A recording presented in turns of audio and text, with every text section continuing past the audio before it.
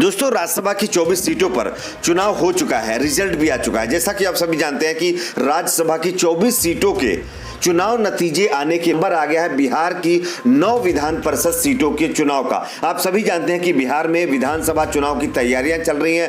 RJD, Congress और अपना महागठबंधन बनाने की कोशिश कर रही हैं। वहीं जेडीयू और बीजेपी अलग अपनी ताल ठोक रही है कि हम बिहार चुनाव में जीत हासिल करेंगे। लेकिन यह माना जा रहा है कि ये जो 9 विधान परिषद की सीटें हैं जिस पर 6 जुलाई को चुनाव होने हैं, ये कहीं ना कहीं विधानसभा चुनाव से पहले एक बड़ा सेमीफाइनल होने वाला है। जो पार्टी इसमें ज्यादा सीटें जीतेगी उसकी ये उम्मीद जताई जा रही है कि जो विधानसभा चुनाव आने वाले हैं उसमें भी कहीं ना कहीं पासा उसका ही भारी पड़ सकता है। लेकिन आज हम आपके सामने इन्हीं विधान परिषद की 9 सीटों का सबसे बड़ा सर्वे रखने वाले हैं, जिसके जरिए से आपको ये पता चल जाएगा कि आने वाली 9 विधान परिषद की सीटों में किस पार्टी के खाते में कितनी सीटें जाएंगी। लेकिन उससे पहले अगर आपको भी लगता है दोस्तों हमारे देश में आने वाले सभी चुनाव ईवीएम से न होकर के बैलेट पेपर से होने चाहिए, तो आप इस वीडियो को लाइक करके नीचे रेड कलर में सब्सक्राइब बटन उसको दबा करके चैनल को सब्सक्राइब कर लीजिए और घंटे का आइकन जरूर प्रेस कर लीजिए।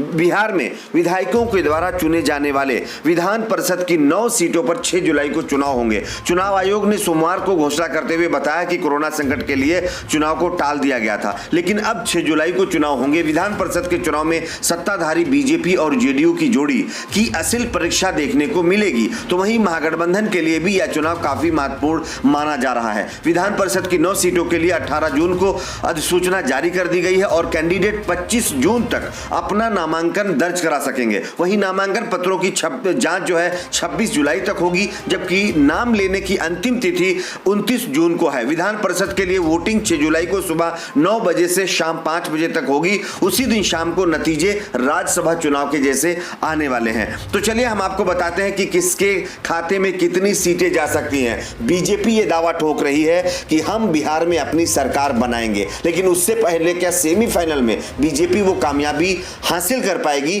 जो वो राज्यसभा चुनाव में पाने की कोशिश कर रही थी, लेकिन उसका वो भी सपना कहीं ना कहीं चकनाचूर हुआ है। विधान परिषद से विधानसभा चुनाव से पहले होने वाले विधान परिषद के चुनाव को सेमीफाइनल माना जा रहा है। 9 एमएलसी सीटें विधानसभा सदस्यों की संख्या के आधार पर चुनी जानी है।